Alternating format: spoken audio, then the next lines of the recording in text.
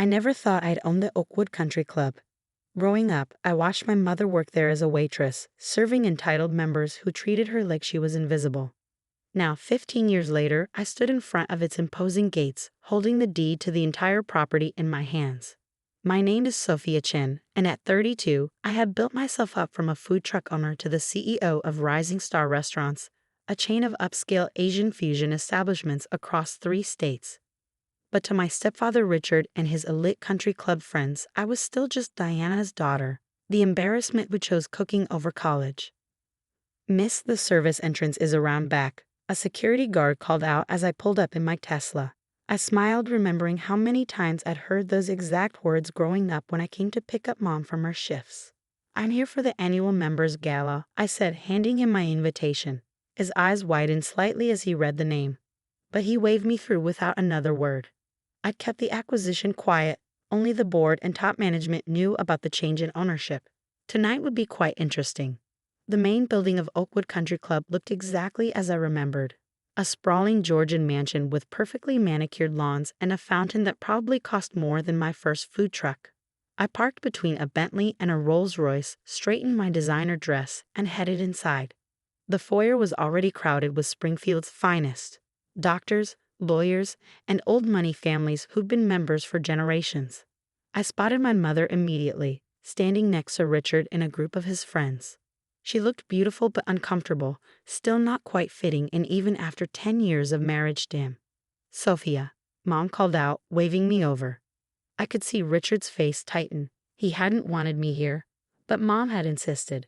After all, it was her daughter's success they were supposedly celebrating tonight, even if the real reason for my presence was still a secret.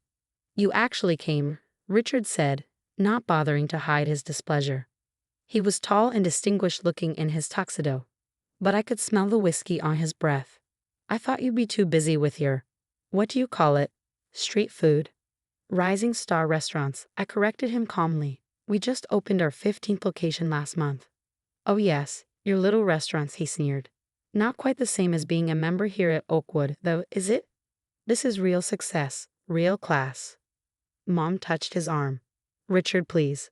We're here to celebrate Sophia's achievements." "Achievements?" He laughed, drawing the attention of nearby guests. "Diana, darling, running restaurants is hardly an achievement, not compared to what real business people do." He gestured around the room. "Everyone here built something meaningful. Your daughter sells noodles from glorified food trucks." I saw Mom's face fall, but before I could respond, the dining room doors opened. The maitre d' began directing people to their assigned tables. I already knew what was coming. I'd seen the seating chart this morning when I met with the manager. "Mr. and Mrs. Harrison, you're at table 1 in the main dining room," the maitre d' announced. Richard puffed up with pride, taking Mom's arm. "And Miss Chen," he consulted his list, "you're at table K, by the kitchen." Richard didn't even try to hide his smirk. "Well, at least you'll be close to where you belong, with the help." He steered my mother away, leaving me standing alone in the foyer. I made my way to table K, a small round table tucked into an alcove near the kitchen doors. The sounds of clattering dishes and shouted orders brought back memories of helping Mom when she worked here. I recognized a few of the servers. Some had worked here since I was a kid. "Water, miss." A young server approached, pitcher in hand. "Thanks, Tommy," I said, remembering him from my previous visits. His eyes widened in recognition. "Miss Sophia, they seated you here." I smiled. "It's fine. How's college going?" "Almost done with my business degree," he said proudly. "Your mom told me how you started with just one food truck. It inspired me to study entrepreneurship." "Keep at it," I told him. "You never know where you might end up." The kitchen doors swung open, and I caught a glimpse of the busy staff inside. I remembered those hot, chaotic nights when Mom would let me help prep ingredients after school. Back then, Richard had just started pursuing her, showing up at the end of her shifts to drive her home. He'd seemed different then, charming, generous, promising to give her the life she deserved. Things changed after the wedding. Suddenly, my culinary dreams were an embarrassment. He'd offered to pay for business school, law school, anything respectable. When I refused and bought my first food truck instead, he cut off all contact. Mom still visited when she could, but Richard made it clear I wasn't welcome in their world. The sound of clinking glasses drew my attention to the main dining room. Richard was standing, preparing to make a speech. My mother sat beside him, tension visible in her shoulders. "Welcome, fellow members," he began, his voice carrying across the room. "Tonight, we celebrate excellence. Look around you. Everyone in this main dining room represents the finest of Springfield society.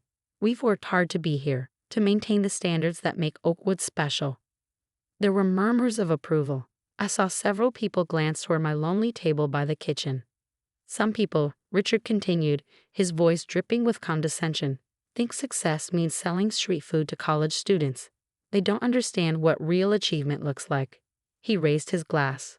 "To Oakwood, where excellence still means something." The main dining room erupted in applause. I saw Mom staring at her plate, her face flushed with embarrassment. A few tables away, I recognized James Wilson, the club manager I'd met with earlier. He caught my eye and raised an eyebrow questioningly. I gave him a slight nod. James stood up, tapping his glass for attention.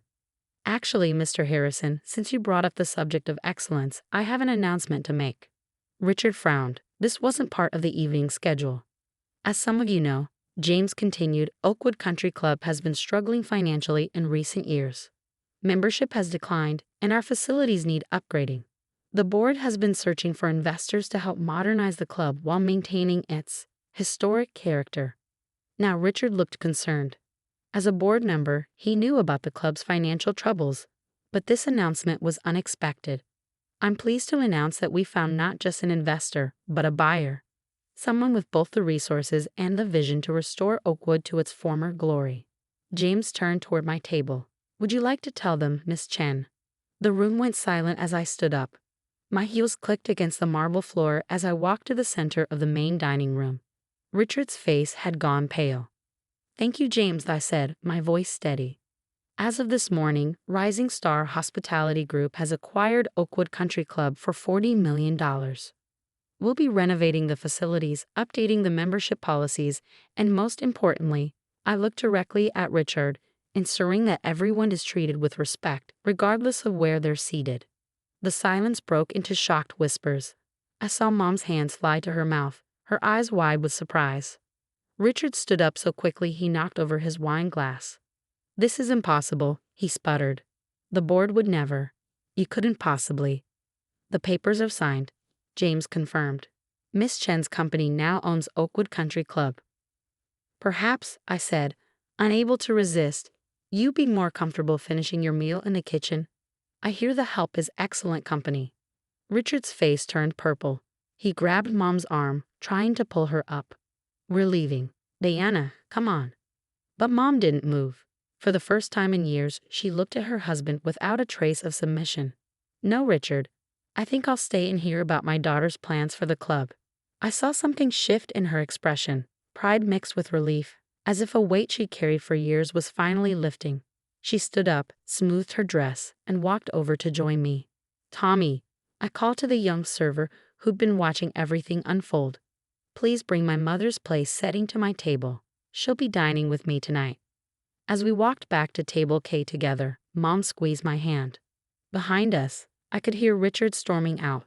But for once, neither of us looked back. The night was far from over, but already I could feel the balance of power shifting. I hadn't bought Oakwood for revenge, though I had to admit, this moment was satisfying. I bought it because sometimes the best way to change a broken system is from the inside. Mom sat down across from me, her eyes bright with unshed tears. "How long have you been planning this?" "About 6 months," I admitted. "Ever since I heard the club was in financial trouble. Rising Star has been doing well, and I thought, why not?" She shook her head, laughing softly. "All those times Richard looked down on your little restaurants, and now you own his precious club. Our company owns 15 restaurants in 3 states, Mom. We're not exactly small anymore." I reached across the table to take her hand. "But none of it would have happened if you hadn't supported my dreams, even when it cost you peace at home." Around us, the other guests were still whispering, some looking scandalized, others seemingly impressed. James was fielding questions from board members, assuring them that yes, the deal was final, and yes, Miss Chen had the resources and experience to manage the club. "What are you going to do with it?" Mom asked. I smiled. thinking of all the plans I've been making. First, we're going to renovate the kitchen. The staff deserves better equipment and working conditions. Then we'll update the membership policies. No more of this legacy members only nonsense, and definitely no more seating people by the kitchen unless they request it. Tommy appeared with fresh champagne. Congratulations, Miss Sophia. Does this mean I might have a job waiting when I graduate? Keep your grades up, I told him, and we'll definitely talk. As we clinked glasses, I caught sight of my reflection in the window. I saw not just myself, but echoes of the teenage girl who used to help in the kitchen, dreaming of owning her own restaurant someday. That girl never imagined she'd end up here, owning the very club that once treated her mother like a second-class citizen. But the night was young, and I had a feeling there would be more surprises before it was over. Richard might have left, but his friends were still here, and they were about to learn that excellence comes in many forms, even from a food truck owner's daughter seated by the kitchen.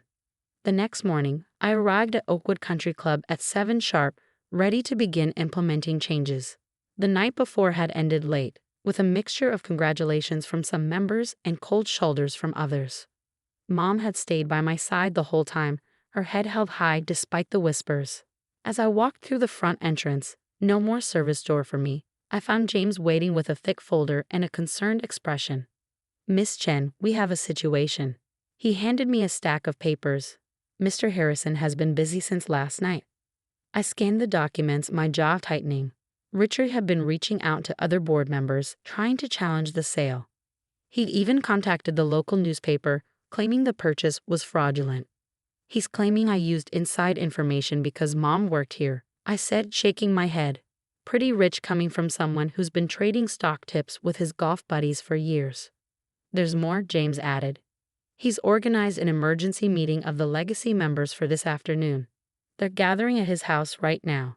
I set the papers down on what was now my desk in the club's main office. Let them meet. The sale is legal and final.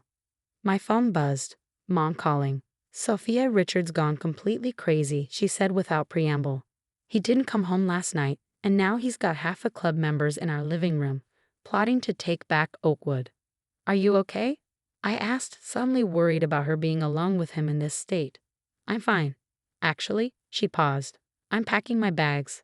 I should have done this years ago, but I was afraid of being alone.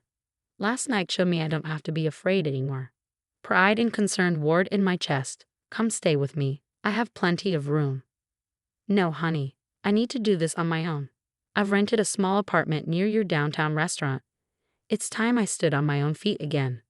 Before I could respond, I heard shouting in the background. He's back, Mom whispered. I have to go. Don't worry about me. The line went dead just as Tommy knocked on my office door. Miss Chen, the kitchen staff is here for the meeting you called. I pushed my worry for Mom aside and followed Tommy to the kitchen. About 20 staff members were gathered, looking nervous. Many of them had worked here for years, enduring low wages and poor treatment because jobs were scarce in our town. First order of business, I announce, is a complete kitchen renovation, new equipment, better ventilation, and proper break room facilities. The staff exchanged surprised looks. And while that's happening, you'll all receive paid training on the new systems we'll be installing. Plus, effective immediately, all full-time staff will have health benefits and paid vacation. Maria, the head chef who'd been at Oakwood for 20 years, stepped forward. Miss Sophia, is it true what they're saying? That Mr. Harrison is trying to void the sale? Let him try, I said firmly. I built my company from nothing, working 18-hour days and living on ramen noodles. I didn't get where I am by letting bullies push me around. Just then, my phone buzzed with a text from James. They're here. I walked out to find Richard leading a group of about 30 members through the front door. He stopped short when he saw me, his face reddening. You have no right to be here, he snarled. This club belongs to the people who built it, not some jumped-up food truck vendor. I stood my ground. Actually, it belongs to Rising Star Hospitality Group, which bought it legally and at well above market value. Your lawyer can confirm that if he'd like to waste money on legal fees. You think you can just walk in here and change everything? He stepped closer, trying to intimidate me. This club has traditions, standards. Yes, I agree calmly. Traditions like paying staff below minimum wage and looking the other way when members sexually harass the servers. Those traditions end today. A murmur went through the crowd. Some members looked uncomfortable while others glared at me. "You're destroying everything we built," Richard shouted. "No," I corrected him. "I'm building something better. Something that honors the people who actually make this place run. The staff who worked holidays while you enjoyed your meals. The servers who smiled through your insults. The kitchen workers who created perfect dishes while working with broken equipment." I turned to address the gathered members. Oakwood will remain a premium club, but with modern values. Members will be accepted based on merit and character, not family names. Staff will be treated with respect and paid fairly. And yes, some things will change. Richard's face had turned an alarming shade of purple. "This is all because I seated you by the kitchen, isn't it? You're just a vindictive little girl trying to get back at her stepfather." "Actually," I set my voice level, "I bought this club because it was a good business opportunity." The kitchen seating just made the reveal more satisfying. A few members actually chuckled at that, which only enraged Richard further. He jabbed a finger at my chest. "You think you've won? I made you, you ungrateful." "Mr. Harrison," James interrupted smoothly, "please remove your finger from the owner's personal space or security will escort you out." Richard looked around, suddenly realizing he was losing his audience. Several members were already drifting away, while others were watching with more curiosity than support. "This isn't over," he hissed before storming out. I waited until he was gone before addressing the remaining members. "My office is open to anyone who wants to discuss the club's future direction. And yes, we'll still have golf." That got a few more laughs, breaking the tension. As the crowd dispersed, James approached with another update. "The contractors can start the kitchen renovation next week," he said, "and membership inquiries have actually increased since last night. Apparently, some people like the idea of a more inclusive club." I nodded, thinking of Mom and her new apartment. "Times change, James. Even country clubs have to evolve." Looking around at the club that had once been a symbol of everything I couldn't have, I felt not triumph but determination. This wasn't about revenge, it was about transformation. And despite Richard's threats, I knew this was just the beginning. 3 weeks after taking over Oakwood, I was reviewing the renovation plans in my office when James burst in without knocking. "Turn on the local news," he said, grabbing the remote. Channel 5 was running a breaking story, and there was Richard standing at a podium outside his law firm. "Oakwood Country Club has been the victim of a hostile takeover," he was saying, his voice trembling with manufactured outrage. "My stepdaughter used privileged information obtained through her mother, a former employee, to undervalue and purchase this historic institution. But that's not all." He held up a folder. "I have evidence that Miss Chen's restaurant empire was built through questionable loans and health code violations. We're calling for a full investigation into Rising Star restaurants." I muted the TV, my hand steady as I picked up my phone. "Get me Sarah from legal," I told my assistant. Within an hour, my corporate legal team had assembled via video conference. "His claims are baseless," Sarah assured me. "The club's sale was completely transparent and Rising Star's records are immaculate. We can sue him for defamation." "No," I said, an idea forming. "That's exactly what he wants. A legal battle to drain our resources and stall the renovations. I have a better plan." I called Mom, who'd settled into her new apartment and found a job managing my downtown restaurant. "Did you see the news?" "Yes," she sighed. "Richard's trying to force me to sign an affidavit claiming you pressured me for information about the club's finances. I refused, of course. He didn't take it well." "Are you safe?" I asked, remembering his temper. "I'm fine. Actually," she paused, "I filed for divorce this morning. After his performance on TV, my lawyers said we have even more grounds for a restraining order." That afternoon, I called an emergency press conference on Oakwood's front lawn. Cameras rolled as I stood at a podium, the club's elegant facade behind me. "Mr. Harrison's accusations are false," I began, "but they raise an important point about transparency. So let me be transparent. I started Rising Star Restaurants with a food truck and a $50,000 loan from selling my car. Every health inspection report, every tax return, every business deal has been documented and is available for review." I gestured to the staff lined up behind me. "What Mr. Harrison really fears isn't financial impropriety. It's change. Change like paying living wages to our dedicated staff. Change like opening membership to families regardless of their background. change like ending the practice of treating service workers as invisible. Tommy stepped forward, now wearing a trainee manager's badge. Miss Chen has done more for staff in 3 weeks than the old management did in 20 years. We have health insurance now, and a clear path for advancement. Maria, the head chef, spoke next. The kitchen renovation starts Monday. For the first time, we'll have equipment that matches the quality of food we're expected to produce. I returned to the podium. As for Mr. Harrison's claims about privileged information, the club's financial troubles were well known to anyone who read the annual reports. I pay $40 million, nearly double the assessed value, because I believe in Oakwood's potential to become something better than an exclusive retreat for a privileged few. The reporters ate it up. By evening, the story had shifted from Richard's accusations to Oakwood's transformation into a modern, inclusive institution. Membership applications doubled, particularly from young professionals and families who previously felt unwelcome. But Richard wasn't finished. The next morning, I arrived to find him in the parking lot, handing out flyers to arriving members. "Your new owner is destroying our traditions," he shouted.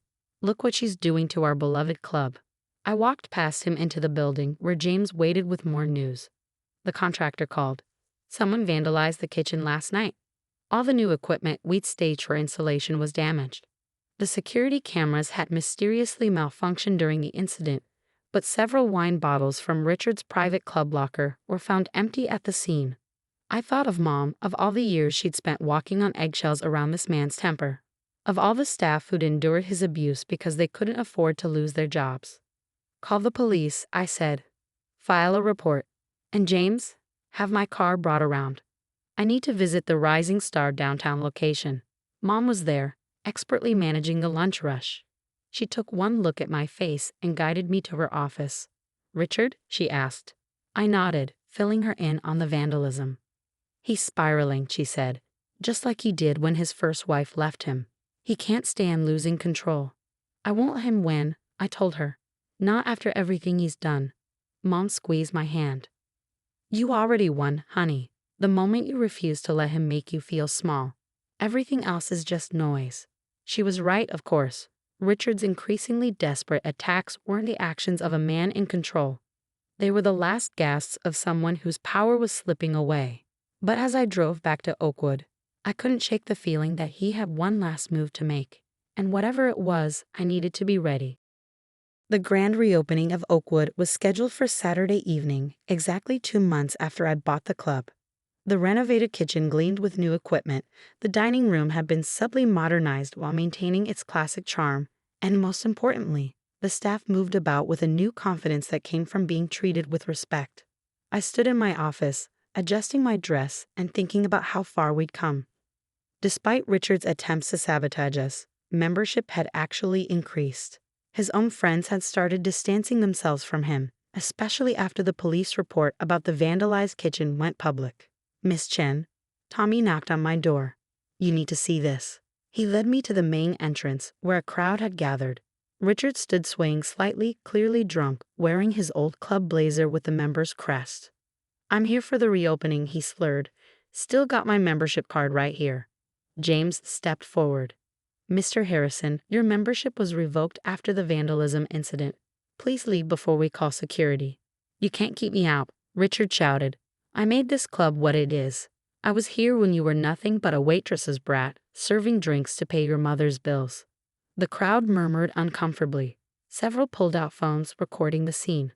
"Actually," I said, walking down the steps, "I think you'll find I'm the one who made this club what it is now. A place where people are judged by their character, not their family name or bank account." "Character?" he sneered.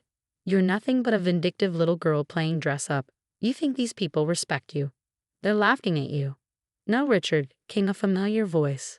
Mom emerged from the crowd, elegant in a blue evening dress. "They're laughing at you." Richard's face contorted. "Deanna? What are you doing here? You're supposed to be at home." "I haven't been home in weeks," she said calmly. "The divorce papers were delivered to your office yesterday. Did you even bother to read them?" "Divorce?" He stumbled forward. "You can't divorce me. I gave you everything, this life, this status." "You gave me a cage," Mom replied. "Our daughter gave me something better, the courage to leave it." Richard lunged toward her, but I stepped between them. "Security," I called out. 2 guards appeared immediately. "Don't touch me." Richard swung wildly, his fist grazing my cheek before the guards could grab him. Phones recorded everything as they restrained him, his club blazer tearing in the struggle. "Add assault charges to the restraining order," I said calmly, touching my stinging cheek. "And make sure everyone sees the real Richard Harrison, the man who claims to represent class and tradition." As security led him away, still shouting threats, I turned to the gathered crowd. "The reopening celebration will begin as scheduled in 1 hour. I hope you'll all join us in launching Oakwood's new chapter." Later that evening, as guests mingled in the renovated dining room, I stood on the small stage we'd set up for the occasion.